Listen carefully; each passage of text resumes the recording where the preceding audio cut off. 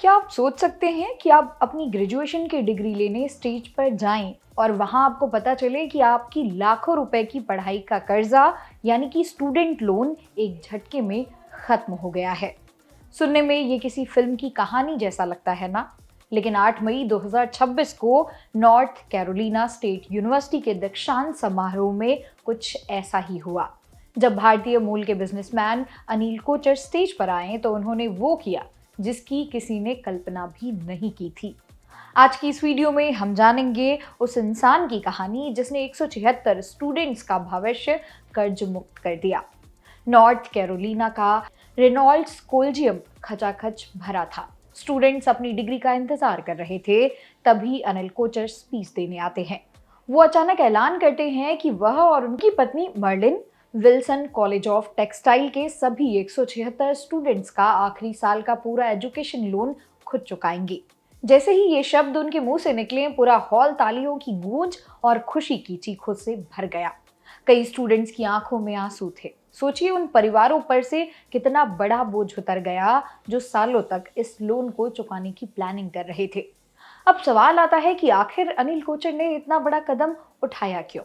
इसके पीछे एक बहुत ही भावुक कहानी है। अनिल ने ये दान अपने स्वर्गीय पिता प्रकाश चंद कोचर की याद में किया है। अनिल के पिता प्रकाश चंद जी साल 1946 में पंजाब भारत से अमेरिका आए थे। उनके पास बहुत कम पैसे थे, लेकिन उनके सपने बड़े थे।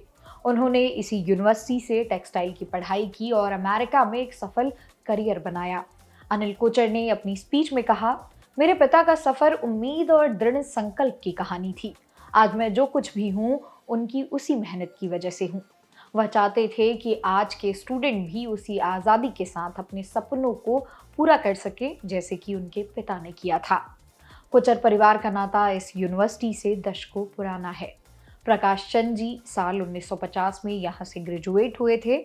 अनिल कोचर खुद एक बड़े बिजनेसमैन हैं और वह आउटकम्स हेल्थ इंफॉर्मेशन सॉल्यूशन के वाइस चेयरमैन हैं। मीडिया रिपोर्ट्स की माने तो इस कर्ज को चुकाने के लिए कोचर परिवार ने करीब $16 मिलियन लगभग 133 करोड़ रुपए खर्च किए हैं।